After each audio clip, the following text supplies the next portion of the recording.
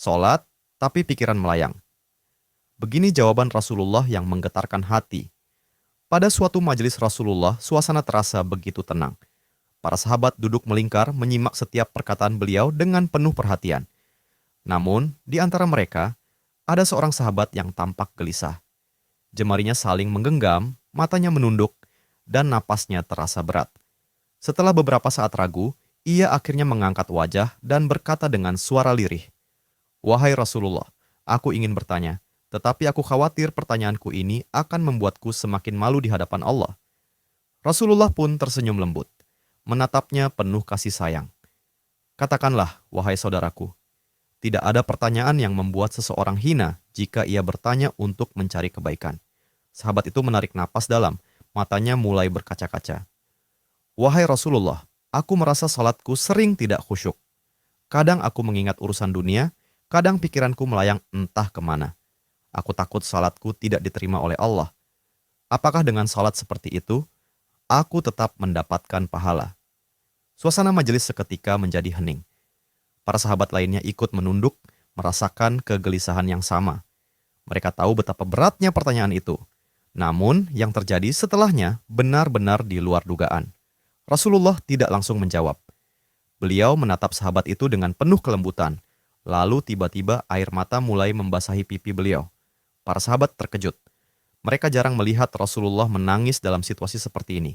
Dengan suara bergetar, beliau berkata, "Demi zat yang jiwaku berada di tangannya, sungguh setan tidak akan pernah berhenti berusaha mencuri bagian dari sholat seorang hamba hingga ia teralihkan.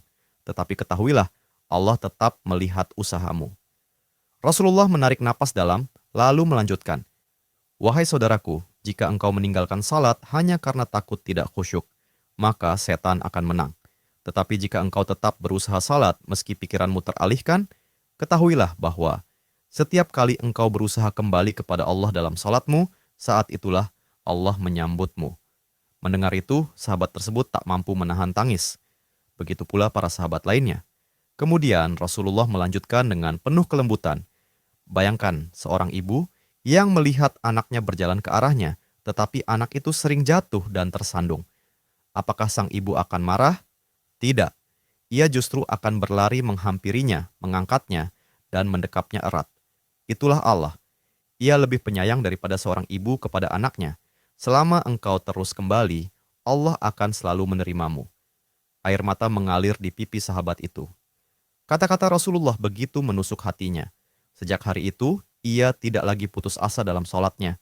Ia tetap berusaha khusyuk, dan setiap kali pikirannya melayang, ia mengingat nasihat Rasulullah. Setiap kali engkau berusaha kembali, saat itulah Allah menyambutmu. Jangan pernah berhenti. Berusaha. Jika kisah ini membuka wawasan kita, yuk berbagi. Biar banyak yang tercerahkan. Setiap satu kebaikan dibalas Allah 10 kali kebaikan. Barokallah forever. Amin ya robbal alamin ya mujibas sailin.